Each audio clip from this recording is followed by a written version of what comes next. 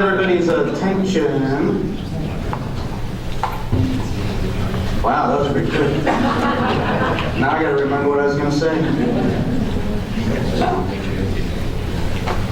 I would like to welcome everyone to the Natural Disaster Preparation and Response Conference.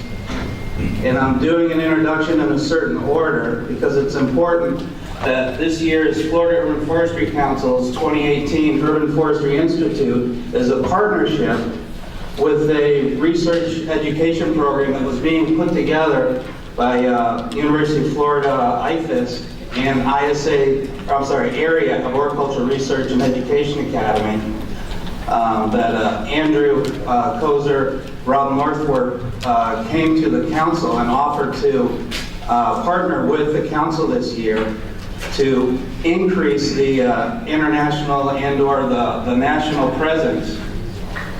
Am I echoing or is it just me? Yeah, you're good. Is it just me? Okay, so it's just in front of me. No problem.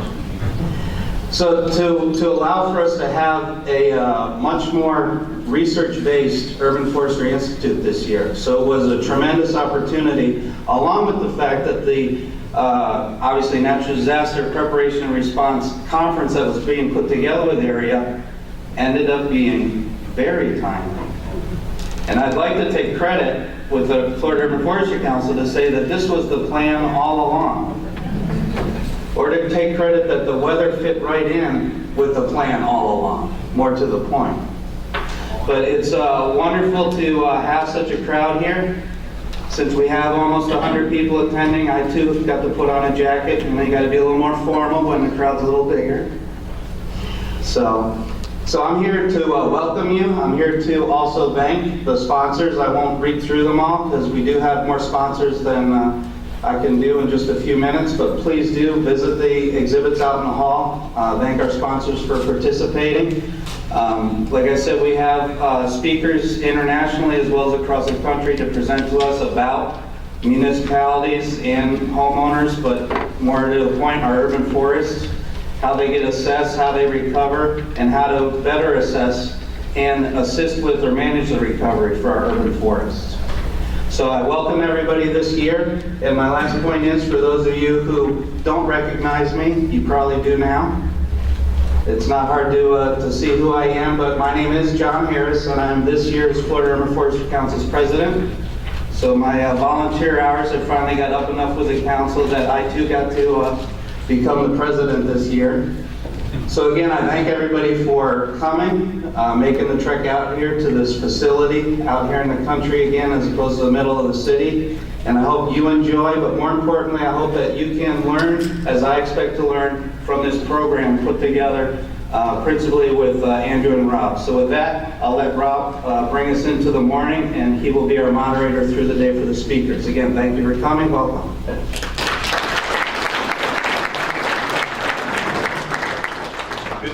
Good morning, everybody. It's good to have you here. There's a little bit of an echo, isn't there? Yeah. Yeah, there is. Well, we'll deal with that in a bit. Kind of makes it feel like we're in Coliseums. There's thousands of people out there. Everybody cares about the urban forest. Actually, they do. They just don't know it for the most part. There's millions of them. But anyway, welcome to the University of Florida. This is the Gulf Coast Research and Education Center. We're what's called a land-grant university, and just not getting too much into that, but just to explain to you that means that one of our principal goals is the transfer of the knowledge and the technologies that science investigation creates at the university to people, institutions, governments, to improve the well-being and the quality of people's lives as well. And along with Andrew Kozer and our partners, Sean Landry, Michael Andrew, at the university, we endeavor to do just that relative to urban forest conservation. So today is about natural disaster preparation and response, and I'd like to say also maybe a little bit about natural disaster preparation and response, and then urban forest management adaptation. Because after all, disaster is primarily a social perspective, right? These disturbance regimes, right, are very unman-made, are natural, occur with a certain frequency, with a certain intensity, and we do not control them.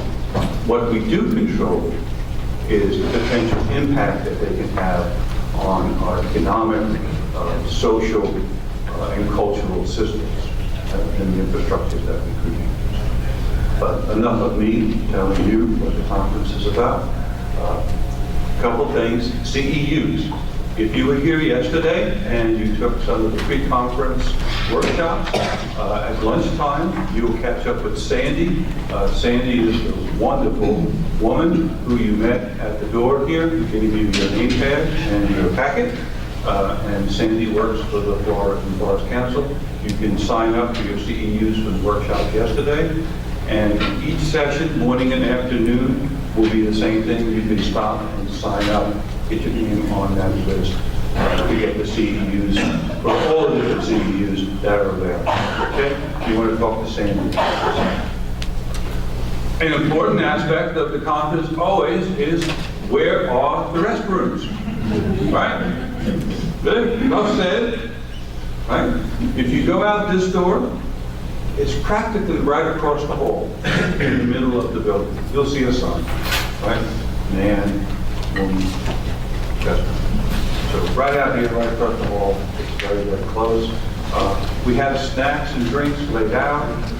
Please help yourself freely to eat them. We just ask that you respect the presenters and kind of keep it quiet as you move around and walk around the back, if you would. They're not interfering with anybody. The last thing is, if you've got one of these things, please turn it off, or turn the volume down, or put it on stun, or whatever it is that makes no noise if you really got to look at it. But it really would be most polite if we all kept them at least unplugged. Good? It is pretty great to see you. There's not enough of us in this world, so it's good to see a bunch of us in one place. So I want to introduce our first presenter. By the way, this is a fabulous program. These people are great who have come to make these presentations for us today. And don't just listen to the presentations, talk to them later. Most of them are going to be here for 2 days. If you have questions, if you just want to talk to them, just grab them when they get in a cup of coffee, okay? What we will do, though, is ask you not to ask questions during the presentations, because what we'll do is we'll have a panel question and answer session when it's over each session. So this morning, when the presentations are done, we'll get everybody set up here, and I'll just moderate and ask you questions, and we'll get as many questions as possible answered at that time also. Good? Okay. So this first fella, I don't even remember when I met him, but it seems like a long time ago now, but I got this feeling like he's my cousin or something like that. I just feel really connected to him. And Cecil, and I'm going to say your last name, Cecil Konijnendijk.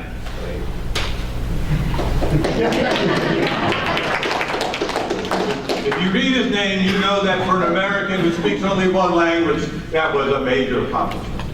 Konijnendijk. So Cecil is a professor at the University of British Columbia in Vancouver, where he studies and he teaches urban forest management, urban greening, ecosystem services, people-nature connections. Primarily what I know, Cecil, those are all true, but Cecil is somebody who understands the governance of urban forests in a very profound way, and I'm sure that's what he's going to talk partly to us today.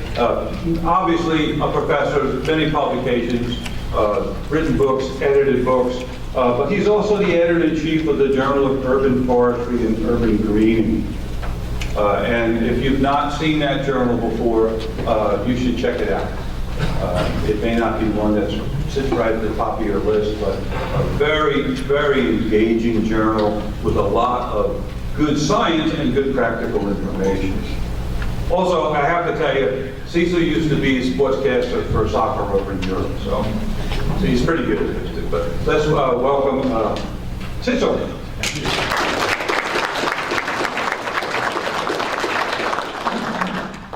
Thank you. Let me just get set up here. Thanks so much for the wonderful introduction, and thanks especially to Rob and Andrew for inviting me, although I'm not at all a disturbance expert. Well, maybe I'm a disturbance expert, but maybe in a less conventional way. We'll see how that will go. All right, can anybody hear me? If I move around, can you still hear me? Yeah. It's okay? Good, perfect. And we'll try it like that. So the topic I got is the effect of disturbance on urban forest. And as I said, I'm not a disturbance expert. There will be a lot of people coming here who know much more about disturbances, ecologically speaking, about how to deal with disaster, how to respond. So my perspective is really to bring in the people dimension as well. So of course, when a disturbance happens, when something major happens to an urban forest, it has an impact on the people and the communities that are engaged with that forest.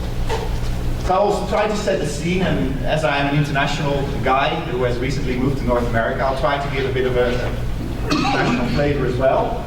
I will talk a little bit about the kind of effects that disturbances can have on urban forest. And I'll give you some examples of recent disasters, recent things that have hit across the world, to show you also what kind of magnitude we're talking about. And being in Florida, I realize you're pretty well familiar with that. And some of the impacts, what is happening with the urban forest when these disasters or these major events strike, but also what is happening, as I said, to the people who are involved with these forests, and how are they looking at the urban forest after these disasters. And finally, a few ideas on the road ahead. How can we be better prepared, as well as actively engaging with disasters whenever we have the opportunity to actually build better urban forests and better relations between trees and people. So of course, we sometimes run into the situation that people feel that disturbance is a bad thing in general. And of course, the very connotation of the word disturbance, the very semantics of it, bring in something rather negative. Disturbance sounds like something you don't want to have. Something that is annoying, that is really putting you off your normal life. But we also know, of course, that this is probably very much the new normal. Things are happening around us in the world that actually mean that we are faced with more disturbances. And some of that is due to climate change, or the impact of climate change. And we see shifting weather patterns. We see, for example, the impact of hurricanes in the Atlantic region has increased. So although hurricanes as such are maybe as frequent as before, their magnitude and their impact is actually getting bigger and bigger. And we see in other areas actually there's a lowering of the impact. So it is a very complex thing, climate change and the impacts it has on some of these disasters. I think the major reason for why we have more disturbances or more disasters today is that people, of course, have moved into natural areas, in areas that are prone to flooding, etc. So we have, of course, partly built our own road towards being impacted by these disturbances. So that's always very good to remember, I think, as well. On the one hand, of course, we are facing a different time in terms of climate, but we're also facing the consequences of our own behavior and our own planning or lack of planning. So what does disturbance mean? Well, basically, if you look at the dictionary, it means the interruption of a settled or peaceful condition. This already says something about how we perceive disturbance, something which is negative, something which is destroying the peace. It's also the disruption of healthy functioning, according to the Oxford Online Dictionary. And again, that shows already that we see disturbance as something very negative, as something that we should try to avoid. We know, of course, also from biology and ecology, this is quite different, because in those fields, we talk about temporary change in environmental conditions that cause a pronounced change. You see there's no negative connotation as such. It's something about quick alterations to great effect, affecting physical structure and arranging of biotic and abiotic elements. And then amongst those disturbances, of course, there's a big range and a big scale of impact. Some of them are very minor and go over a long time, but others are very dramatic and intense. We call this in ecological theory pulse disturbance events. So these are relative discrete events such as extreme weather events, as we know, hurricanes, fires, tsunamis, etc. And also typically they would have a devastating impact on human communities. So something happens that actually, from an ecological perspective, might be not as bad as it is in terms of social and cultural aspects. So we know, as I said, that the scale and the range of impacts of disturbance is very, very wide. And the term I've been using is urban forest calamity, with calamity being an event causing greater and often sudden damage or distress, and also being called a disaster. And we have, of course, other words that we use for these kind of major negative things that are happening to us around us. So disturbances impact ecosystems, they impact urban forests, but as my main point will be really today is they also impact, of course, the people and the communities that are living in these urban forests, or with these urban forests. And I think we cannot talk about disturbance impacts and management of disturbance and being proactively preparing ourselves for disturbances if we don't talk about the human aspect as well. So just a few examples of the kind of dramatic disturbances we've seen over recent times. So this is the 1998 ice storm that hit parts of the US, northern parts of the US, and especially also Canadian cities. So one of the cities that was very dramatically heavily hit was Montreal, where power went out for about 12, 14 days. Actually, one of my good friends, Mike Rosen, who's president for Tree Canada, a big NGO in Canada dealing with tree issues, he wrote a very personal blog 20 years after the ice storm. He had a young family at the time, 2 young kids, and they thought, of course, the first couple of days that this is going to be over, so let's make a party out of it, light some candles, and then they got the news that this is going to last. And he told me about everything getting dirty, people getting very stressed about the generators being imported all over North America to come to that area and try to get some power going. But of course also it had a very dramatic impact on trees. So for example in a park, one of the major parks in Montreal, Mount Royal Park, more than 5,000 trees were directly impacted and had to be removed. But 80% of the trees was damaged to some extent and had to be pruned or otherwise dealt with after the ice storm. So some people actually compare the situation in Mount Royal Park at that stage to a logging camp. So it was pretty dramatic, and of course you can imagine the kind of impact that had on people as well. So ice storms can actually be very devastating, and we know that of course from research. They can really lead to damages in trees that take many, many years to actually to deal with. So in the case of Montreal and other places, there's still trees that are still affected by this and still have to be kept under surveillance.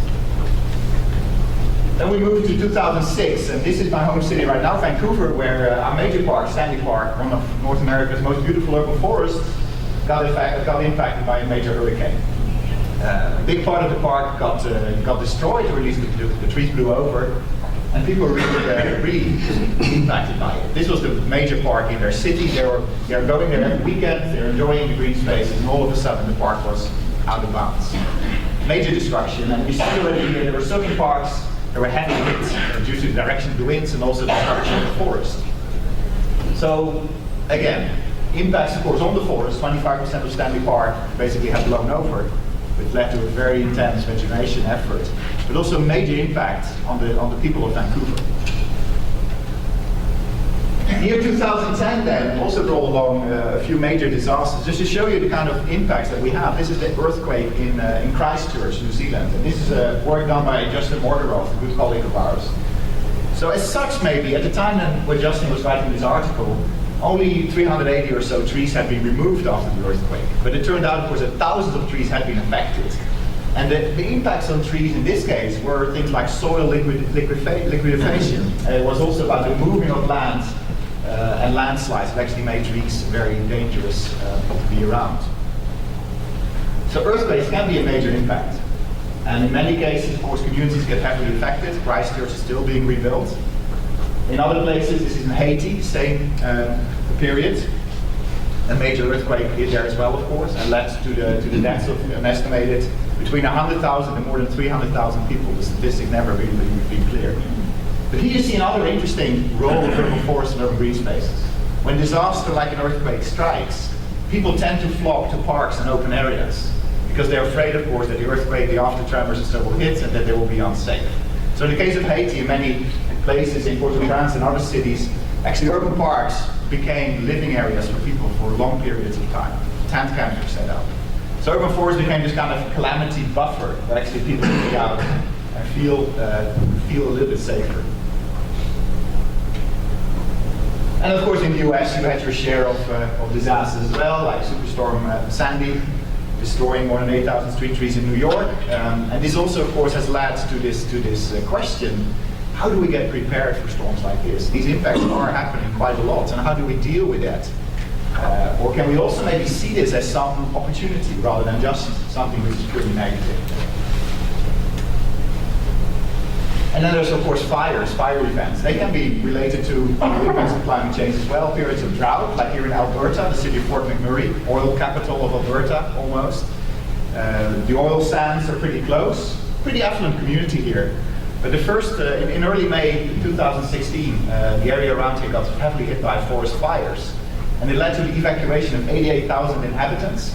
It led to the greatest military mobilization in Canada for a long time as well, because people really had to go out there and deal with this issue.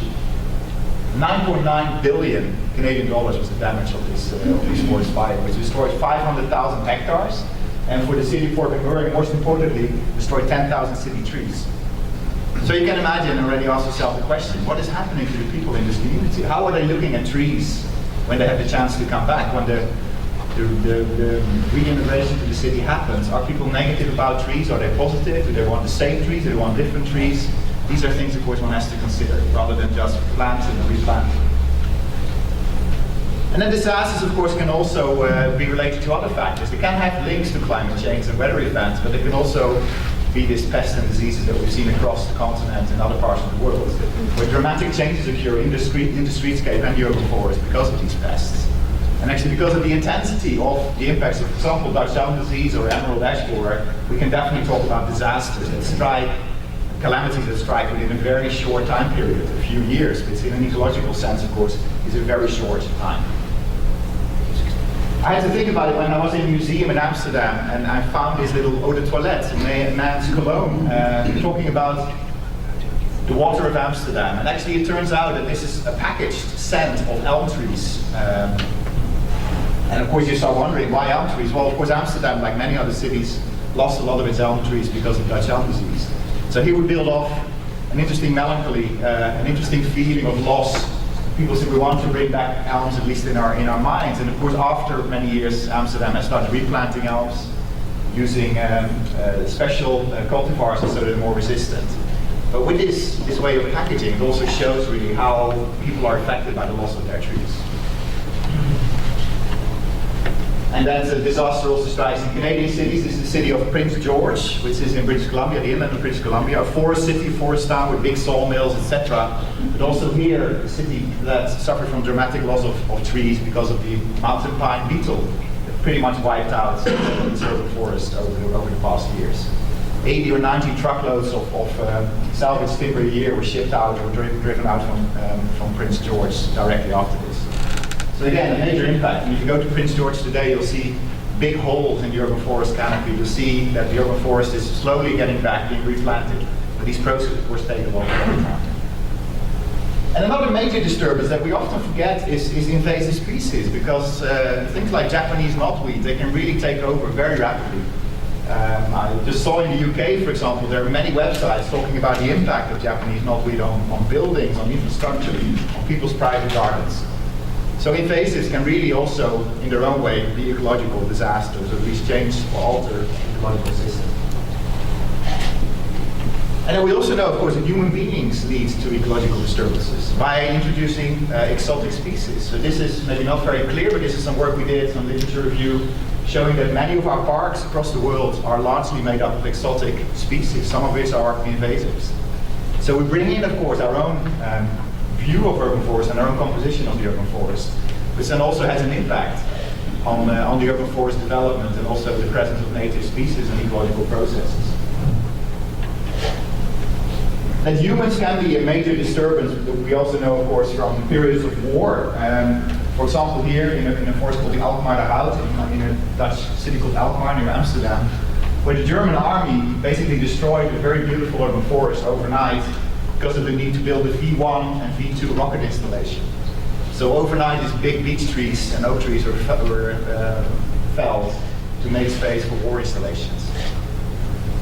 And that these things still are going on, we know very well as well from the literature. So one very strong paper, I think, is work done by Igor Lajcan and Joe McBride in Sarajevo, where they study the impact on the war, the Serbian-Bosnian war, on the urban forest of Sarajevo, and found that more than 3/4, 75% of all the trees in the city was actually removed, primarily because of the need for fuel wood. So there was a special group of young boys in the city there. They called themselves fuel wood runners. So they would go try to get some branches, cut some trees, run across the sniper alleys, and then try to sell that timber for quite some good money, but of course many of these boys died in the process. And there's also a very dramatic story in that article where, when we write, quotes one of the professors from the local university, a forestry professor, said, well, initially during the first part of the war, we went out to the forest and tried to measure the damage, because we had the feeling that after the war was over and it wouldn't last very long, we could probably recuperate the damage from the service after that. Of course, after that, many of those people, faculty members, so died in the process. So disturbances can also definitely be human-made, man-made, and we know that also in the US. Dramatic impact, maybe very local, but the Oklahoma City bombing, McVeigh and Nichols' wrongdoing there, not only destroyed the life of 160 people, but also had an impact, of course, on the local environment, destroying the building, but also some of the urban forest around it. But here you see actually how trees can be a way of healing. So the famous American elm, the survivor tree, that was out there on the parking lot close to the building, and that was initially scheduled to be removed because there was a lot of evidence in the tree after the bombing. People thought we have to bring it down so we can bring the evidence into custody. But then the local state forester, Mark Bayes, he actually convinced people that we should use this tree as a symbol. In a time when everything is changing, everything is in a state of flux, we have to have some stability. So they protected this tree. People donated their time, as I heard Mark talk about recently at a conference. And they actually managed to bring it into a very strong symbol of how humans are resilient to even the worst of impacts. So trees cannot only be affected, of course, by disturbances, they can also help us deal with the negative side of disturbances.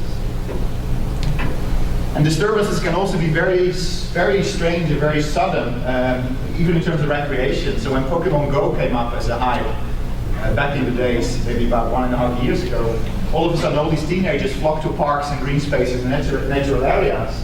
And I spoke with some of my friends who are managing green spaces and nature in the Netherlands and said, it's a disaster. All of a sudden there were hundreds, thousands of teenagers in my forest, trampling everything, disturbing the canopy, disturbing especially the soil vegetation, and what should we do with that? So, as you say, sometimes they would think, if Pokemon go home please, we don't really need you here. So people come to forests, they use them, usually for the better, but of course also their ecological consequences. And there's a lot of research on trampling impact, the impact that we have as users of urban forests, green spaces, on ecological processes. And I said disturbance is usually seen as pulse events, major quick events that happen maybe overnight or maybe over a year or two. But of course on the longer term, human beings are the ultimate disturbers of ecosystems by simply, for example, urbanizing. We know that the urban population is growing, not only in our parts of the world, but also especially in the developing world. A country like India will have 400 million new urban dwellers within the next 20 years. So you can imagine the kind of impact that will have on the forest and the natural areas of India as well. This is Guayaquil, Ecuador, where you also see that there's not many trees in sight when urban areas hit. And we're not always very good, of course, in building in trees that actually will help us in the future deal with disturbances. And then we get these things like landslides and major disasters that strike cities and actually affect the lives of many, many people. Even on a small scale, even in a fantastic green and attractive city like Vancouver, although house prices are way too high there for sure, but even here urbanization hits. So before the new tree bylaw came into force in 2014, it was allowed for private landowners to remove 1 tree a year, independent of size of the tree. So you can imagine the kind of canopy laws that resulted in it. And in spite of all the aggressive greening campaigns that Vancouver has, for example, planting 150,000 new public trees, the canopy cover has gradually grown down over the last 20 years, from being 22% to now 17.5%. And that is primarily because of the loss of these big private trees. So when we talk about disturbances and how bad Mother Nature can get to us, we should not forget, of course, that we human beings are often a very important factor in the changes affecting our urban forests. So what does this all mean to the urban forests and to the communities that are living in the urban forests? Well, of course, disturbance events like hurricanes, they have an impact on individual trees as we have. They can actually affect the lives of these trees for a long time. And of course also we run into things like risks and potential hazards, etc. There's a loss of canopy. So often when a storm or an earthquake or so hits, we start talking about we lost 5% of our canopy these days. It's a different language that we're using these days when canopy cover has become such a strong indicator of a healthy urban forest. through iTree and other approaches. Because we also see changes in urban forest structure and composition. Things are happening in the urban forest that actually affect its ecological functions. And finally, we'll see changes in species diversity. Some species are more susceptible to these impacts, and also after events, we typically start changing our urban forest. That's something that has differed or has changed over time as well. I would say before we had a tendency to replant probably what was lost. But today, of course, we really try to rethink, and that's a good thing when we have the disturbances. We try to rethink our urban forest and build it in a better way. And of course, all of these impacts, they have a direct impact on how the ecosystem functions and as well as on the ecosystem services provided by urban forests. So this is just one tree in the UK hit by an ice storm. You see already the kind of structure of it, and as well as the way of dealing and managing with these trees. So Mike Rosen, my friend who was living in Quebec at the time with the ice storm, he told me that one of the worst things that happened during the ice storm was the emergence of what he called Joe chainsaw coming in massive numbers. People with no training or certification whatsoever came with their chainsaws and tried to help people to remove trees. All kind of funny methods were introduced of trying to take up those trees that had been blown over the load of the ice. And he said a lot of it was definitely not good practice. So a lot of damage was done in those times as well, and really led to a higher impact or a higher focus on professional arboriculture in Canada and those parts that were affected. So I said, disturbances sometimes can lead to good things.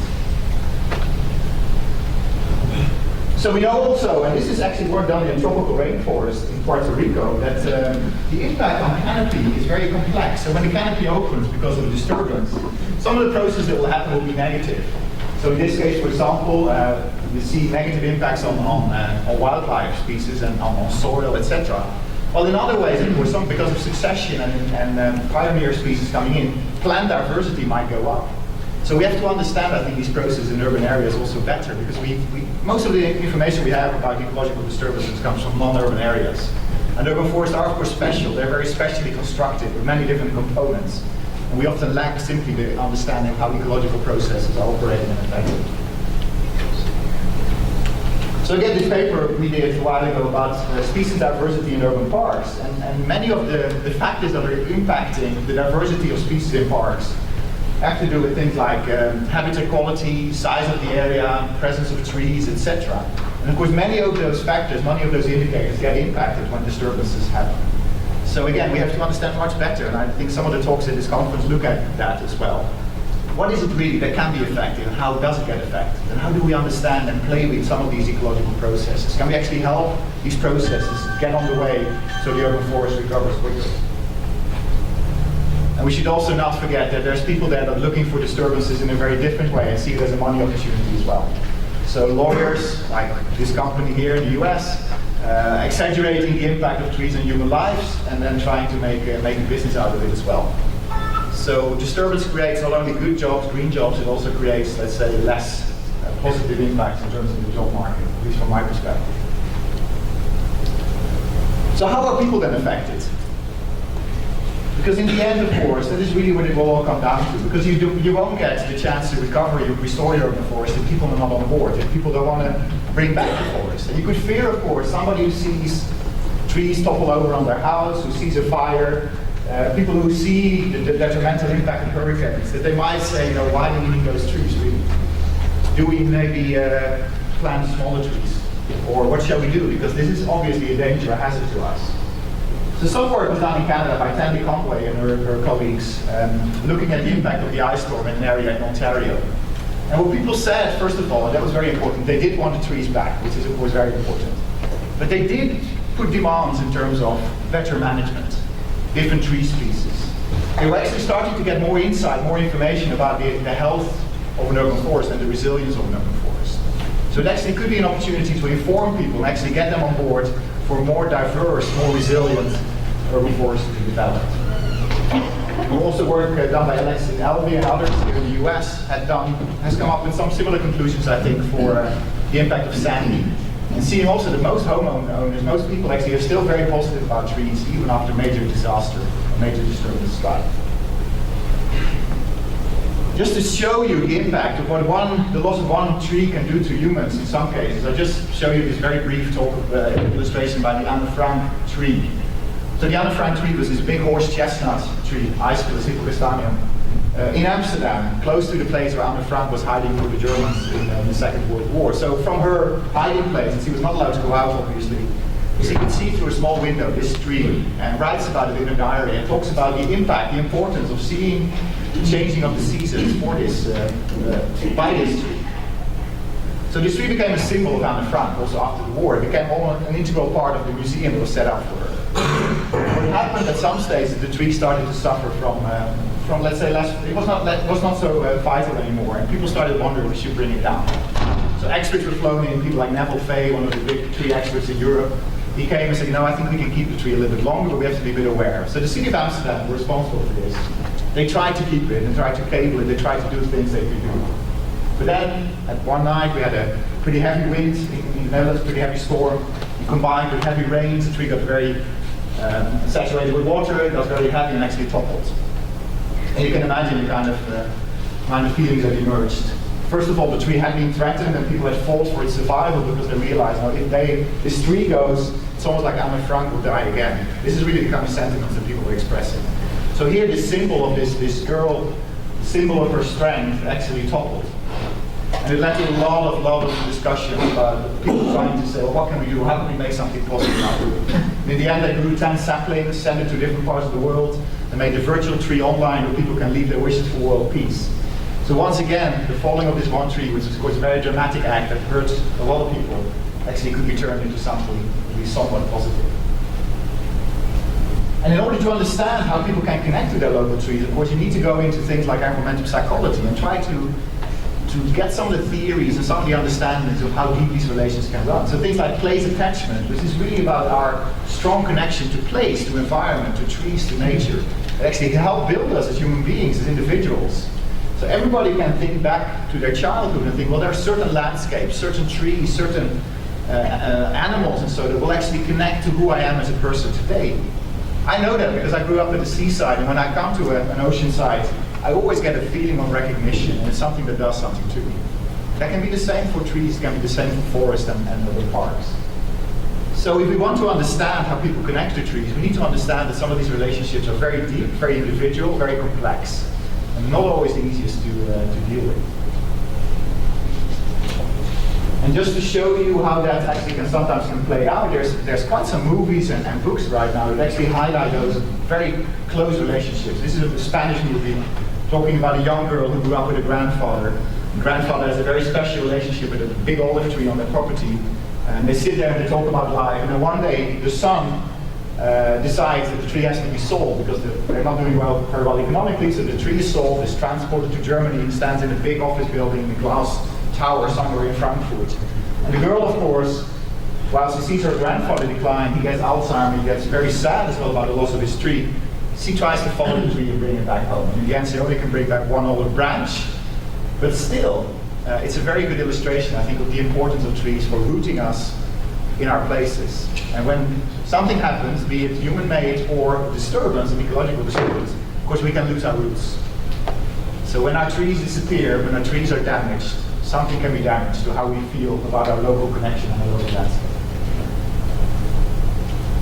So knowing that and knowing about the reality of disturbance, the new reality that will actually mean we will see more of these events happening, we see more disturbances to urban forests, how do we go ahead and how do we deal with this?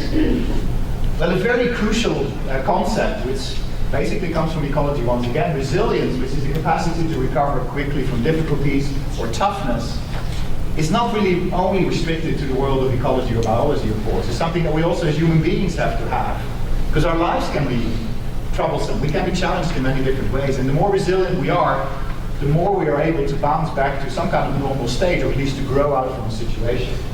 So whatever we do with urban forests in terms of disturbances, we always have to think about resilience. How do we build up? How do we recover? How do we improve resilience, not only of the urban forest, so they can actually deal better with the impact in the future, but especially also the resilience of the community and its relation to the urban forest.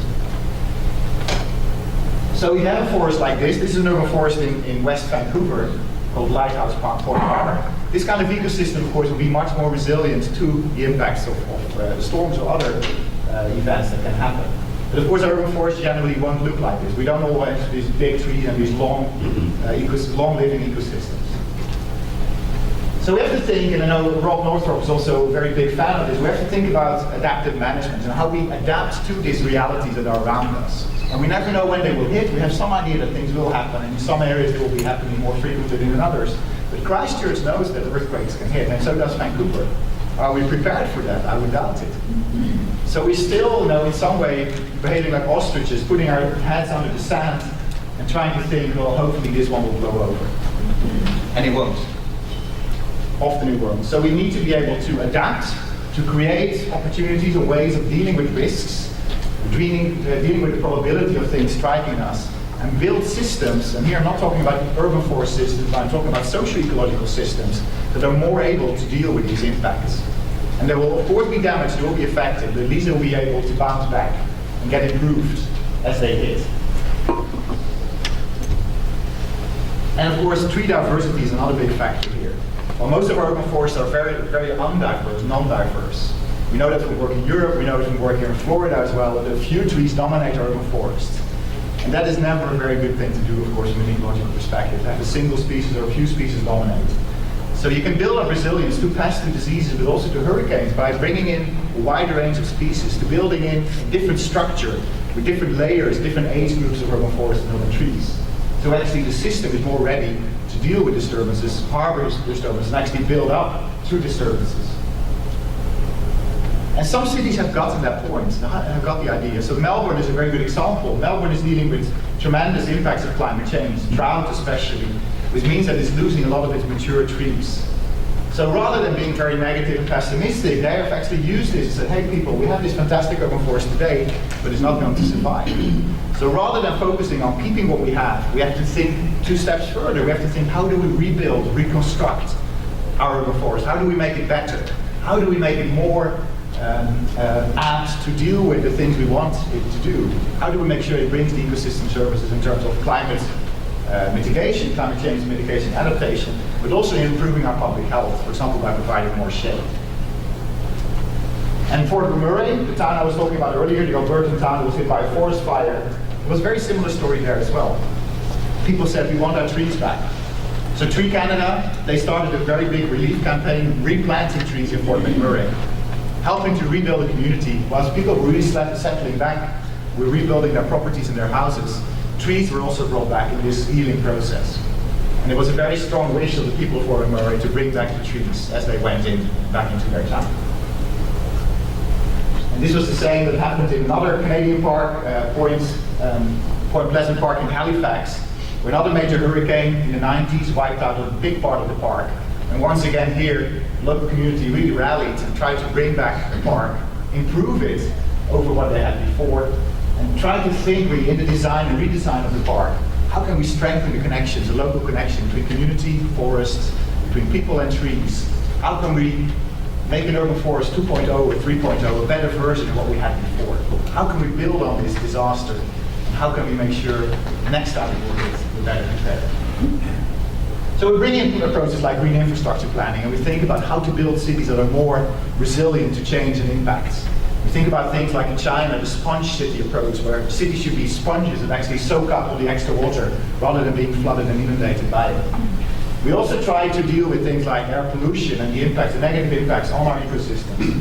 This is Beijing. A few years ago, this will be your typical view from a Beijing hotel room. If you go to Beijing these winters, you'll see blue skies. And it has to do with many factors, including a strong government, of course, that can shut down factories at times when they want it. For example, when there's a political summit going on, I've experienced that.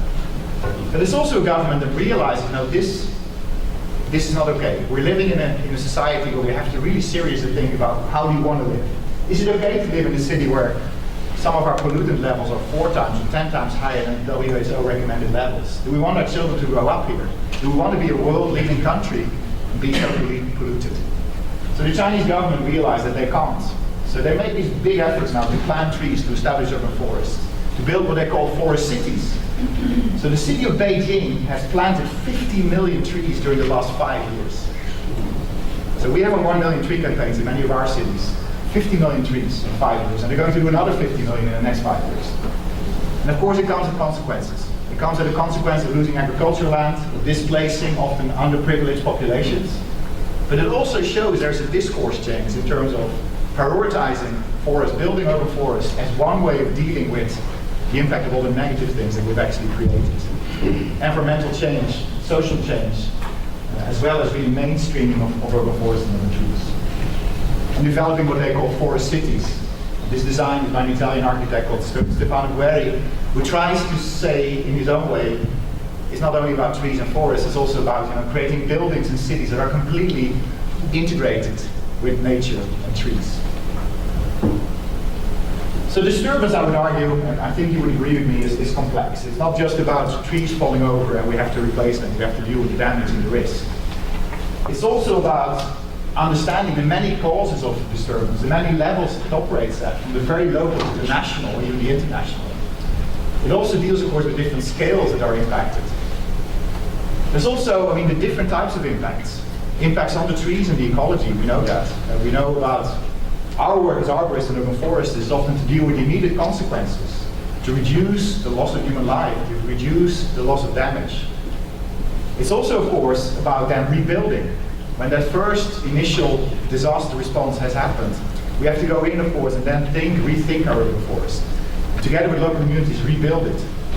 And there I think we can still get better in terms of really realizing what people want and how we together with people can develop our urban forest. The impact on people, as I say, can be very individual. So in some cases, it may be very difficult to understand where somebody gets very affected by the loss of a palm tree or something else, and the other person is just happy to see the tree go. There's a lot of things underneath that. And we have to unpack some of those relationships and understand better how it is and why it is that people react as they do. And how we can also accommodate this sense of loss that people, and actual pain that people will experience, not only because of loss of property, but also about loss of their local landscape and local connection. So I would argue that in the end, I think from disturbances, even the worst of disturbances, like the big earthquakes, the big hurricanes, something positive can emerge. So the other day I was doing a webinar, one of the questions was, it was almost formulated like, it's sometimes unfair because cities that have faced big disturbance events, they seem to be more successful in improving their urban forest program. They get more political support to plant more trees, to develop the urban forest. While we living in an average city, we don't get any disturbance. It's very hard to push that agenda, the urban forestry agenda. So you see that disturbance can actually be a very powerful force in making people more aware about the importance of urban forests, urban trees, as well as the importance of place to people where they live. So if you're interested in these topics, in the wider view on urban forestry and the importance of diversity, not only tree diversity, but also people diversity, we're very warmly welcome in Vancouver in autumn. We're organizing this conference called the Urban Forest Diverse in Nature. This is an amalgamation of the Canadian Urban Forest Conference, the Pacific Northwest ISA Conference, as well as the International Urban Tree Diversity Conference. And we're really trying to bring together here different aspects of diversity. How do we enhance diversity as something which is very positive and very strong? Also in terms of the diversity, the growing diversity of people living in cities, of new communities engaging with urban forests, of new allies being formed, new partnerships being created.